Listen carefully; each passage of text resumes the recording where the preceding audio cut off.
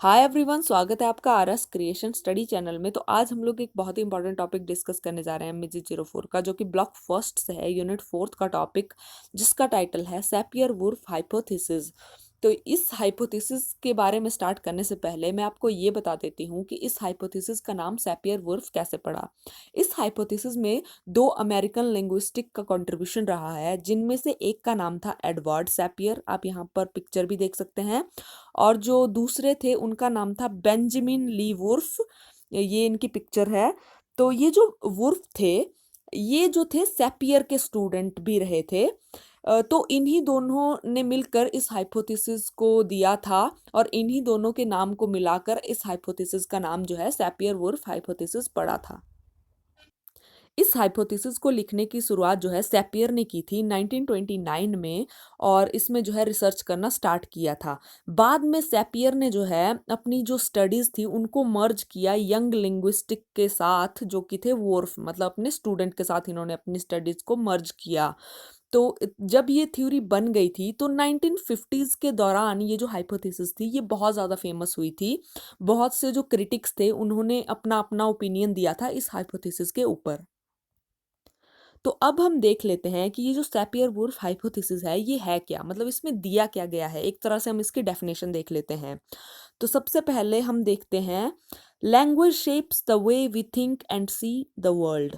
तो यहाँ पर कहा गया है कि जो हमारी लैंग्वेज है वो शेप देती है कि हम सोचते कैसे हैं और इस दुनिया को देखते कैसे हैं। नेक्स्ट है, one's perception thoughts behaviour are influenced by one's language.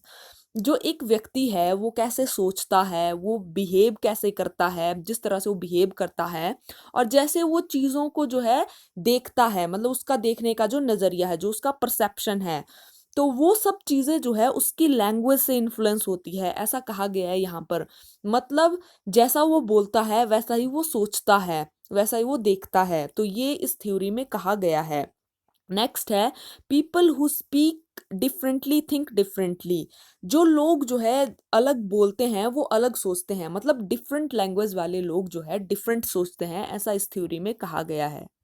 तो इस हाइपोथेसिस के जो है दो एस्पेक्ट्स हैं, मतलब दो प्रिंसिपल है। ये दोनों जो है अलग अलग डेफिनेशन दी गई है। सैपियर ने अलग डेफिनेशन दी है और वुर्फ ने अलग डेफिनेशन दी है। तो इन्हीं दोनों डेफिनेशन को जो है इन्होंने जो है एस्पेक्ट्स का नाम दे दिया है। तो जो पहली डेफिनेशन है वो है लिंग्विस्टिक डिटर्मिनिज्म। तो ये जो थ्योरी है या फिर ये जो डेफिनेशन है ये दी थी सैपियर ने। इसको जो है स्ट्रॉन्ग वर्जन भी कहा जाता है। तो according to this theory, language provide the framework for our thoughts and it is impossible to think outside this frame. तो यहाँ पर जो सैपियर है वो कहते हैं कि जो लैंग्वेज है वो एक फ्रेमवर्क प्रोवाइड कर देती है हमारे थॉट के लिए, मतलब एक तरह से बाउंड्री क्रिएट कर देती है। तो ये जो है इम्पॉसिबल है हमारे लिए कि हम जो है इस बाउंड्री के बाहर सोचें। तो यहाँ पर सैपियर कहना चाहते हैं कि जो लैंग्वेज का स्ट्रक्चर है वो डिटरमाइन करता है हाउ वी थिंक, मतलब हमारे सोचने को जो है लिमिट कर देता है, एक तरह से जो है लिमिटेशन लगा देता है हमारी थॉट प्रोसेस के ऊपर। Sapir felt that the people were at the mercy of their language. तो सैपियर को लगता था कि जो लोग हैं वो उनकी लैंग्वेज की मर्सी के ऊपर जी रहे हैं, मतलब उनकी लैंग्वेज के रहमो करम के ऊपर जी रहे हैं एक तरह से। वो जो है अपनी लैंग्वेज के बाहर जो है सोच ही नहीं सकते हैं। तो मैं आपको इसको एक एग्जाम्पल के माध्यम से समझाती हूँ। तो इंग्लिश में हम सब जानते हैं, इंग्लिश लैंग्वेज में पास्ट, प्रेजेंट और फ्यूचर टेंस होते हैं। तो जो सैपियर थे उनका मानना था कि हम लोग दुनिया को जो है इन तीन टेंस की हेल्प से देखते हैं, लेकिन कुछ ऐसी लैंग्वेजेस भी है जिनमें फ्यूचर टेंस है ही नहीं, होता ही नहीं है। अकॉर्डिंग टू दिस हाइपोथेसिस, तो वो लोग जो है जिनकी लैंग्वेज में फ्यूचर टेंस है ही नहीं, वो दुनिया को वैसे नहीं देखते हैं जैसे कि हम देखते हैं। ये सैपियर ने यहाँ पर जो है एग्जाम्पल दिया था। तो ये जो डेफिनेशन थी जो सैपियर ने दी थी, ये जो आइडिया था ये पॉपुलर था, ज़्यादा पॉपुलर था अर्ली 20th सेंचुरी में। लेकिन जो मॉडर्न लिंग्विस्ट हो गए या फिर क्रिटिक्स हो गए, उन्होंने इस आइडिया को जो है एक्सेप्ट नहीं किया। उन्होंने इसको जो है फॉल्स माना है, इसको अप्रूव नहीं किया है, ये जो स्ट्रॉन्ग वर्जन है इसको। तो ये जो मॉडर्न लिंग्विस्ट और क्रिटिक्स थे, इन्होंने कहा कि अगर अकेले लैंग्वेज ही रिस्पॉन्सिबल होती है थॉट को कंट्रोल करने के लिए, तो जो इंटर कल्चर कम्युनिकेशन है वर्ल्ड में वो बहुत ज़्यादा डिफ़िकल्ट होता, वो पॉसिबल ही नहीं होता। और जो लैंग्वेज में नए नए वर्ड शामिल होते हैं वो भी इम्पॉसिबल होता। ट्रांसलेशन जो है बिल्कुल इम्पॉसिबल होती, ट्रांसलेशन होती ही नहीं। लर्निंग सेकंड लैंग्वेज भी पॉसिबल नहीं हो पाता। तो अगर जो हमारी नेटिव लैंग्वेज है, मतलब जो फर्स्ट लैंग्वेज है, अगर वो हमारी थॉट प्रोसेस को जो है डिक्टेट करती, यहाँ पर मतलब ऐसे फ्रेमवर्क क्रिएट करती है और हम उससे बाहर सोच ही नहीं सकते हैं, तो ये सारी चीज़ें पॉसिबल ही नहीं होती। ये जो लिंग्विस्ट थे और ये जो क्रिटिक्स थे मॉडर्न, इन्होंने ऐसे तर्क दिए और ये जो पहली वाली डेफिनेशन थी लिंग्विस्टिक डिटर्मिनिज्म को जो है फॉल्स कहा। तो कुछ ऐसे क्रिटिक्स थे जो और कुछ ऐसे लिंग्विस्ट थे जो इसको नहीं मानते थे। नेक्स्ट जो सेकंड एस्पेक्ट्स है इस हाइपोथेसिस का वो है लिंग्विस्टिक रिलेटिविटी। तो ये जो डेफिनेशन थी ये वुर्फ ने दी थी, इसको जो है वीक वर्जन भी कहा जाता है। तो देख लेते हैं इसमें क्या है। Language structures influence thought and decision. तो यहाँ पर कहा गया है कि जो लैंग्वेज का स्ट्रक्चर है वो सिंपली इन्फ्लुएंस करता है हमारे थॉट को, हमारे थॉट प्रोसेस को, हमारे दुनिया के देखने के नज़रिए को और हमारे डिसीजन को। People who speak differently think and see the world differently. Sorry, यहाँ पर इन नहीं होगा, ये मैंने गलती से लिख दिया यहाँ पर। तो जो लोग जो डिफरेंटली बोलते हैं, मतलब जो लोग अलग लैंग्वेज बोलते हैं, वो सोचते भी अलग है और दुनिया को जो है अलग नज़रिए से देखते हैं, ये इस हाइपोथेसिस में कहा गया है। तो यहाँ पर वुर्फ ने सिंपली कहा है कि जो हमारी लैंग्वेज है वो इन्फ्लुएंस करती है, डिटरमाइन नहीं करती, जैसा कि सैपियर ने कहा था, मतलब तय नहीं करती है हमारी थॉट प्रोसेस को, सिर्फ इन्फ्लुएंस करती है। तो इस लिंग्विस्टिक रिलेटिविटी को मैं आपको कुछ एग्जाम्पल की हेल्प से समझाती हूँ। Some people see only one kind of water, ये एग्जाम्पल आपकी बुक में दिया गया है। अदर में see 5 different kinds of water. तो कुछ लोग जो है पानी को सिर्फ जो है ओनली एक तरह से देखेंगे, लेकिन जो अदर लैंग्वेजेस के लोग होंगे जो डिफरेंटली स्पीक करते होंगे, उन वो जो है 5 डिफरेंट तरह से देखते होंगे उस पानी को। मतलब सुबह अलग से, किसी ओशन में आप पानी देखेंगे ना तो सुबह अलग से, शाम को अलग से, दोपहर को अलग से, मतलब अलग अलग नज़रिए से देखते हैं। And therefore feel the need for having 5 different words.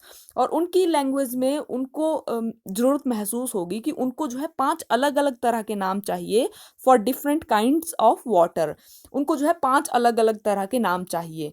तो ये जो है क्या है कि देखने का नज़रिया ही है। तो यहाँ पर जो इस लिंग्विस्टिक रिलेटिविटी में वुर्फ ने यही कहा है कि जो हमारा लैंग्वेज है वो हमारे देखने के नज़रिए को इन्फ्लुएंस कर देती है।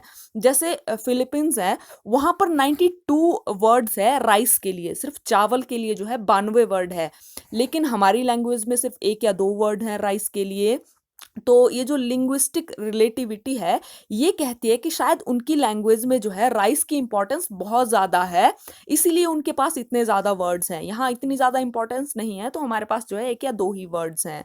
तो यहाँ पर यही कहा है वुर्फ ने कि जो डिफरेंट लैंग्वेज के लोग होते हैं वो दुनिया को जो है डिफरेंटली देखते हैं, उनका जो है वर्ल्ड को देखने का नज़रिया अलग होता है। तो उनको महसूस होती होगी ज़रूरत ज़्यादा वर्ड्स की, इसीलिए किसी लैंग्वेज में जो है किसी पर्टिकुलर चीज़ के लिए जो है एक ही वर्ड होता है और किसी लैंग्वेज में उसी चीज़ के लिए जो है 10 तरह के वर्ड्स होते हैं। नेक्स्ट एग्जाम्पल है, one community may be happy with uncle and aunt while another may have 10 different words in this domain of kinship words. तो ये इस एग्जाम्पल को हम जो है इंडिया के साथ कंपेयर कर सकते हैं। तो जो इंग्लिश है उसमें अंकल और आंट ही वर्ड्स यूज़ किए जाते हैं, चाहे वो बुआ हो, मौसी हो, मामा मामी, कोई भी रिलेटिव हो, उनको अंकल और आंट कह के ही डिस्क्राइब किया जाता है, उनके पास यही वर्ड्स होते हैं। लेकिन हमारे इंडिया में ऐसा नहीं होता। हमारे इंडिया में जो है हर एक रिलेटिव को डिस्क्राइब करने के लिए एक पर्टिकुलर वर्ड होता है हमारे पास। ऐसा इसीलिए होता है क्योंकि हम जो है डिफरेंटली सोचते हैं अपने रिलेटिव्स के बारे में। ये सब होता है हमारी लैंग्वेज के कारण, क्योंकि हमारे यहाँ पर रिश्तों को जो है बहुत ज़्यादा अहमियत दी जाती है, रिलेटिव्स को काफ़ी अहमियत दी जाती है। तो यही इस थ्योरी में कहा गया है कि जो लैंग्वेज है, क्योंकि लैंग्वेज हमेशा जो है कल्चर के साथ जुड़ी हुई होती है, तो इसी कारण से हमारी लैंग्वेज इन्फ्लुएंस करती है हमारी थॉट प्रोसेस को। तो हमारे पास जो है पर्टिकुलर वर्ड्स हैं, तो शायद हम जो है इसीलिए अपने जो रिलेटिव्स होते हैं उनको ज़्यादा अहमियत देते हैं as compare to other language people. मतलब जो दूसरे लैंग्वेज बोलने वाले लोग हैं उनसे ज़्यादा हम लोग अहमियत देते हैं। नेक्स्ट एग्जाम्पल है इफ़ यू स्पीक मल्टीपल टंग, अगर आप जो है एक से ज़्यादा लैंग्वेजेस बोलते हैं, यू मे हैव रियलाइज्ड, आपने रियलाइज किया होगा that even though your fluency in the 2 और 3 लैंग्वेज, जबकि आपकी जो फ्लुएंसी होगी वो काफ़ी अच्छी होगी 2 और 3 लैंग्वेज में, लेकिन there are times where it is impossible to translate a word from one language to another. लेकिन फिर भी आपको कभी ना कभी तो फील हुआ ही होगा कि एक लैंग्वेज से दूसरी लैंग्वेज में जो है वर्ड ट्रांसलेट करना बहुत ज़्यादा डिफ़िकल्ट फील हुआ होगा, इम्पॉसिबल फील हुआ होगा। The reason is simply because, जो रीज़न है वो सिंपल है, there is no such word or expression in the other language. इसका कारण ये है कि उस लैंग्वेज में वो वर्ड ही नहीं होगा। अब आप सोच रहे होंगे कि ऐसा कैसे हो सकता है। मैं आपको एक एग्जांपल देती हूँ। कैमरून एक एरिया है वेस्ट अफ्रीका में, जहाँ पर जो है एक ट्राइब रहती है। तो उनकी ट्राइब में जो है स्नो वर्ड ही नहीं था, क्योंकि उन्होंने स्नो कभी देखी ही नहीं थी, कभी महसूस ही नहीं की थी। और क्योंकि वो ट्राइबल पीपल थे तो उनके पास फ़ोन और टीवी जैसी चीज़ें भी नहीं थी स्नो को जानने के लिए कि स्नो जो है कैसी होती है और क्या होती है। अब अगर उनके पास वर्ड ही नहीं है, क्या वो समझ ही नहीं पाएंगे कि स्नो क्या है? तो वो नहीं समझ पाएंगे कि स्नो क्या है जब तक उनके पास जो है वर्ड ना हो। तो ये भी जो है आप जो है लिंग्विस्टिक रिलेटिविटी के साथ जो है इसको कंपेयर कर सकते हो कि कुछ लैंग्वेज में जो है, कुछ लैंग्वेज में वर्ड ही नहीं होते हैं जो दूसरी लैंग्वेजेस में होते हैं। तो ये भी हमारे देखने के और सोचने के जो हमारे थॉट प्रोसेस है उसके ऊपर जो है प्रभाव डालता है इस तरह से। कुछ लोगों का कहना है कि इस थ्योरी, वो लोग इस थ्योरी को नहीं मानते हैं। वो बोलते हैं कि हम जो है वर्ड बना सकते हैं, उसके मतलब कंपैरिजन का वर्ड बना सकते हैं या फिर उसको जो है ट्रांसलेट कर सकते हैं जैसे तैसे, ताकि लोग समझ सके। तो कुछ लोग इसको जो है सही नहीं मानते हैं, कुछ लोग बोलते हैं कि वो जो है वर्ड जो है बना सकते हैं। लेकिन फिर भी ये एग्जाम्पल भी इसमें दिया गया है लिंग्विस्टिक रिलेटिविटी में। तो इस थ्योरी को पढ़ने के बाद फील होता है कि हाँ, जो लैंग्वेज है वो हमारे थॉट प्रोसेस को इन्फ्लुएंस तो करती ही है। लेकिन अब आप लोग सोच रहे होंगे कि अगर किसी को 2 या 3 लैंग्वेज आती हो, फिर तो जिसको जितनी ज़्यादा लैंग्वेज आती है उसका जो दुनिया को देखने का नज़रिया है वो उतना ही ज़्यादा वाइड होगा, मतलब जो परसेप्शन है वो लाइफ के प्रति उतना ही ज़्यादा वाइड होगा। दुनिया में एक्सपीरियंस उसका जो है उतना ही ज़्यादा होगा। तो अगर ज़्यादा लैंग्वेजेस आती हो तो आपका परसेप्शन काफ़ी वाइड होगा। तो ये थी सैपियर-वुर्फ हाइपोथेसिस, जो कि मैंने आपको बहुत ही सिंपल वे में और एग्जांपल की हेल्प से समझाने की कोशिश करी है। तो अगर आपको मेरी ये वीडियो अच्छी लगेगी तो प्लीज़ मेरे चैनल को लाइक, शेयर और सब्सक्राइब ज़रूर कर दीजिए। मिलते हैं ऐसी किसी नेक्स्ट वीडियो में, तब तक के लिए अपना ध्यान रखिए। Bye bye.